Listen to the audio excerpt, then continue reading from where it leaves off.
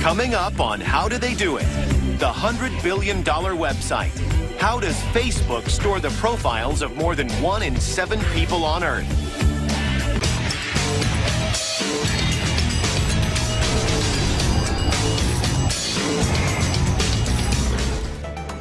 Facebook is nothing short of a phenomenon. The world's largest social networking site, it was valued at over $100 billion and boasts over 1 billion users. But handling the profiles, photos, and messages of more than 1 in 7 people on the planet calls for technology on a simply staggering scale. So, how do they do it? Northern California, home of Facebook. Invented by Harvard students in 2004, this social networking site lets your friends know what you're doing at the click of a mouse.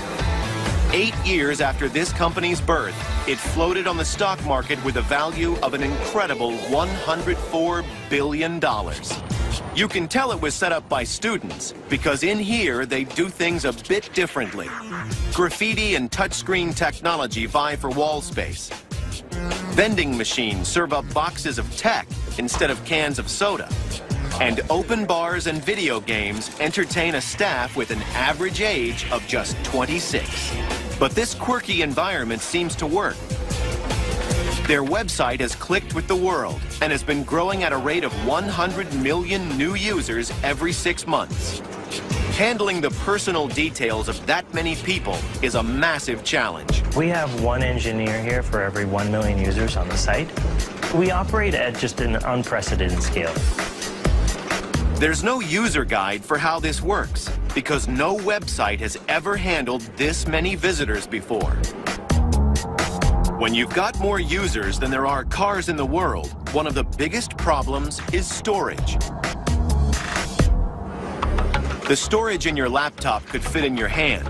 Here, they need something bigger. In Prineville, Oregon, the landscape is dominated by a monster data center of 300,000 square feet. It's like having a memory chip the size of 3 football fields, and it cost hundreds of millions of dollars to build.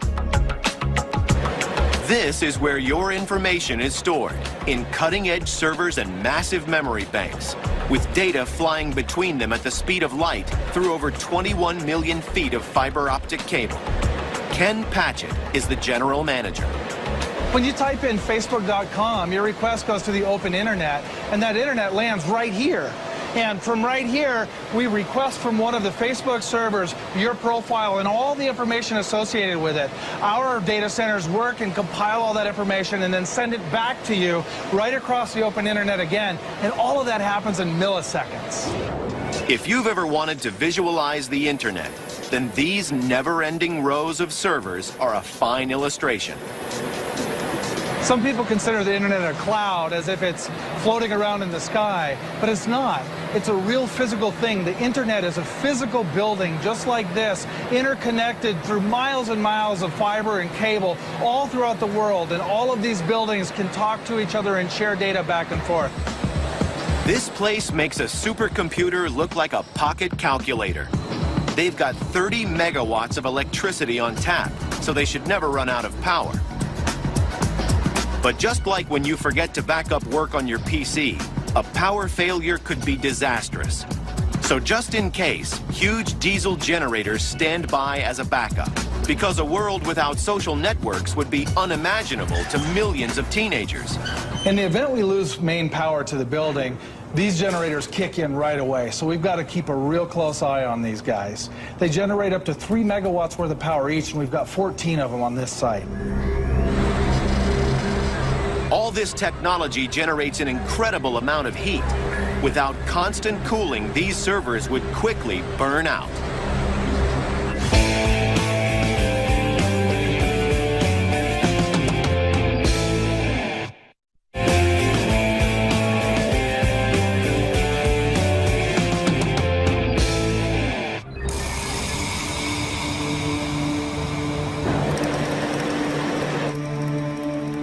Your computer is cooled by a heatsink not much bigger than a matchbox. The Facebook computers have this. This massive 7-room rooftop is a state-of-the-art natural air conditioning system. Cool air from the high plains of Oregon is sucked in, filtered, and mixed with warm air to regulate the temperature. A fine mist controls the humidity, and the chilled air then sinks to the back of the servers, stopping them from overheating. Finally, any excess warm air is pushed out by monster fans hundreds of times bigger than the ones you'll find in your laptop. More fans will soon be needed because social networking is heating up. Almost 600 million online addicts log in every day. That's almost twice the population of the United States, and the site is still growing. To keep up, thousands of new servers arrive here daily. Tom Furlong is in charge of the data centers. When I started 4.5 years ago, we had 27 million users, a few thousand servers. These days, we receive thousands of servers on a given day, and I, barely note the event. These trucks aren't delivering food. They're bringing in more and more computer memory. Most of us are familiar with gigabytes or even terabytes. Here, they have petabytes. We have over 100 petabytes of photos and videos that are growing every single day, and that is a fantastic amount of information. That's 100,000 times as much data as the hard drive of a high-end PC coming in every day. Every server rack contains 500 terabytes. That's over 130 billion times more memory than the first Apple personal computer. And when a single server goes wrong, the job of finding a flickering needle in this digital haystack falls to technicians like David Gaylord. One hard drive has failed, and he's sent off to find rack B25 in a labyrinth of humming servers.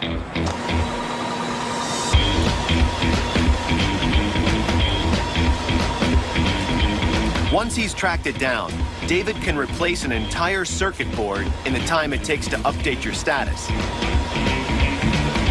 But David and the rest of the technicians have got their work cut out for them.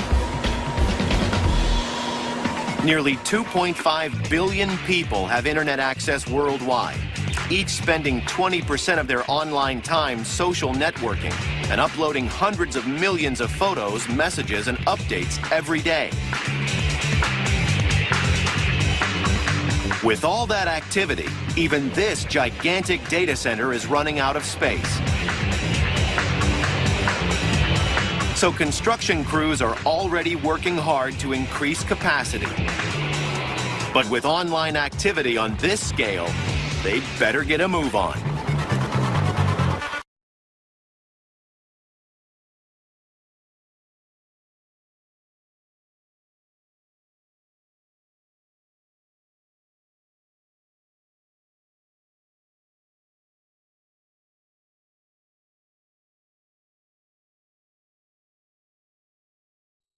Where is the Microsoft Cloud? In reality, it exists in our vast worldwide network of data centers that provide the foundation for a wide array of online services.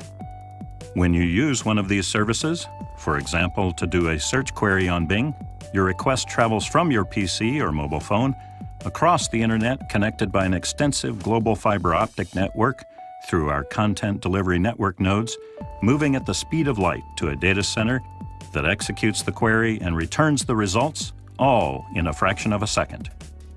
Microsoft's cloud is comprised of a globally distributed data center infrastructure supporting over 200 online services.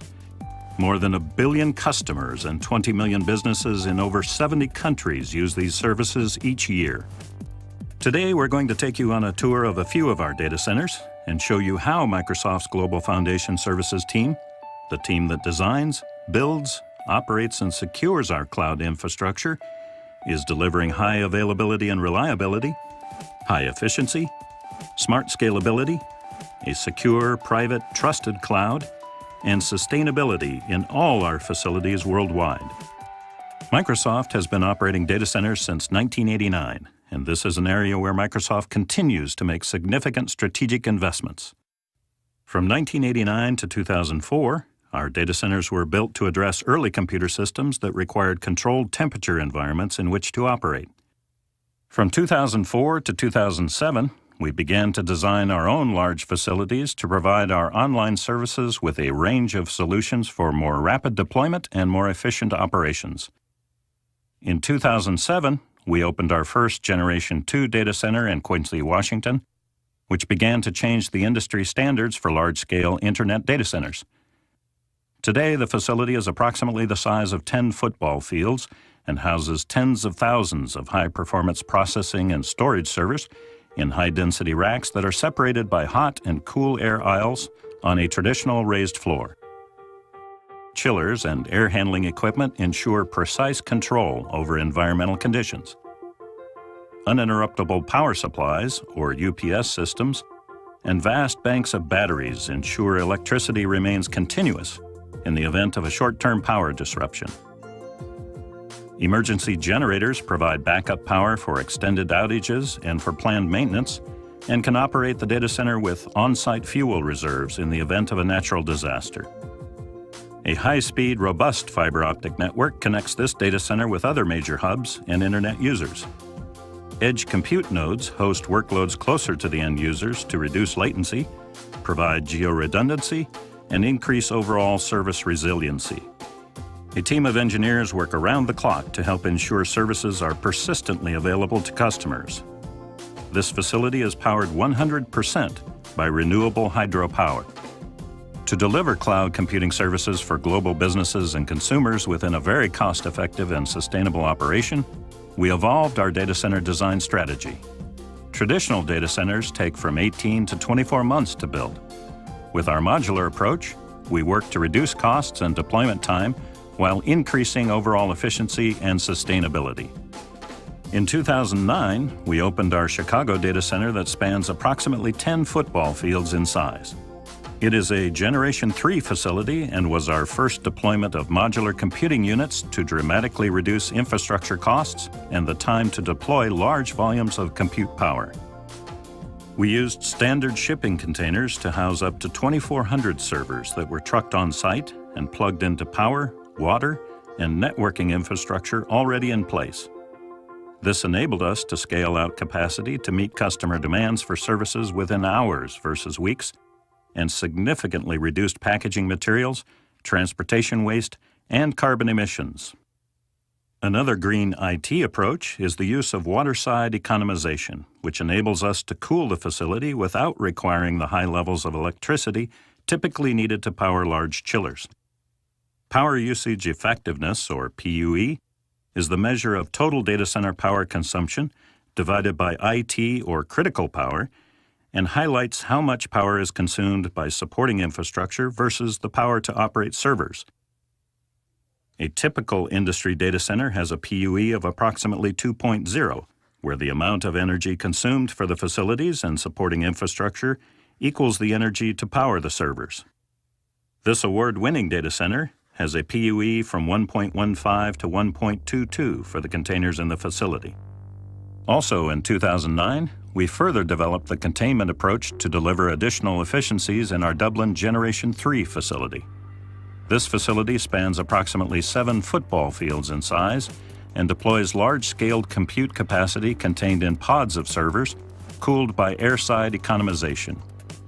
Air handling units on the roof draw in cold outside air to provide the cooling for the servers and facility.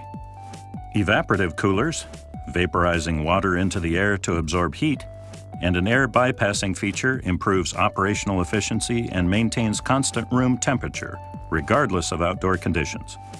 The facility uses less than 1% of the annual water consumption of a traditional data center. Our Dublin facility maintains a PUE of 1.25 and improves energy efficiency by approximately 50% as compared to our traditional data centers of similar capacity. In 2010, we began to build our first Generation 4 data center design, building on the Dublin experience of using airside economization into a truly modular design. This technologically advanced facility challenged every industry design standard to significantly reduce water and power use, and it uniquely demonstrates how we have evolved our approach. Our Generation 4 facility utilizes air-cooled, IT pre-manufactured components, or IT packs.